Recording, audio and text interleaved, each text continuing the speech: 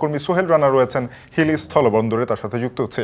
সোহেল, জানাবেন যে ভারত যেই রপ্তানি মূল্য বেঁধে দিয়েছে পেঁয়াজের ক্ষেত্রে, সেটি বাংলাদেশের ব্যবসায়ীদের জন্য কতটা যৌক্তিক এবং তারা কি দাবি করছেন যে কি দামে পেঁয়াজ ছাড়লে তারা আমদানি করতে পারেন?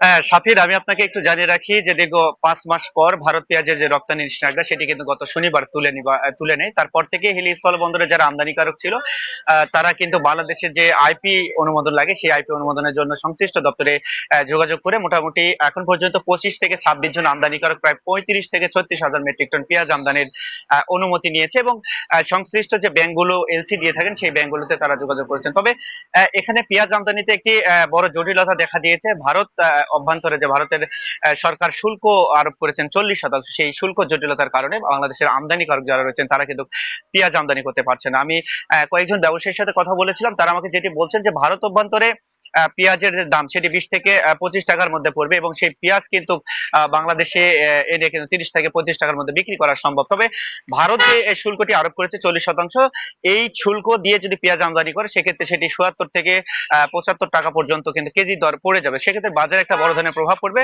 এই লোকসানের আশঙ্কায় তারা কিন্তু পেঁয়াজগুলো কিন্তু আনছেন না। তারা বলছেন যদি দ্বিপাক্ষিক বৈঠকের মাধ্যমে শুল্ক প্রত্যাহার করা যায় সেক্ষেত্রে পেঁয়াজ আমদানি করা সম্ভব। তো এই ছিল শাফিন আমার কাছে হিলি থেকে পেঁয়াজ আমদানি নিয়ে সর্বশেষ পরিস্থিতি। সোহেল, আপনাকে অনেক ধন্যবাদ। সহকর্মী সোহেল রানা যুক্ত হয়েছিলেন হিলি স্থলবন্দর থেকে, জানাচ্ছিলেন যে ভারতের উচ্চ শুল্কের কারণে পেঁয়াজ আমদানিতে নিরুৎসাহিত হচ্ছেন দেশের ব্যবসায়ীরা। এ ছিল আজকের ভাগশালী।